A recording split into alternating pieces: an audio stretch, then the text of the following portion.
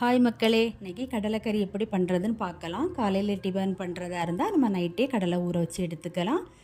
நான் 5 விசிலுக்கு வேக வச்சு எடுத்துருக்கேன். இப்போ ஒரு சட்டியில் கொஞ்சமாக எண்ணெய் ஊற்றி வெங்காயம், தக்காளி, பச்சை மிளகாய், இஞ்சி பூண்டு பேஸ்ட்டு போட்டு நல்லா வதக்கிருக்கு. இப்போது நம்ம வேக வச்ச கடலையில் கொஞ்சம் தேங்காயும் கொஞ்சம் சேர்த்து நம்ம அரைச்சி எடுத்துக்கலாம்.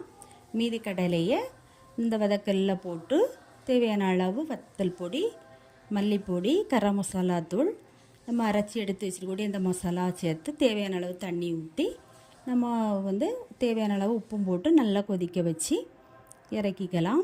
சூப்பரான கடலைக்கறி ரெடி. தேவைப்படுறவங்க புதினா மல்லி இலை கூட போட்டுக்கலாம்.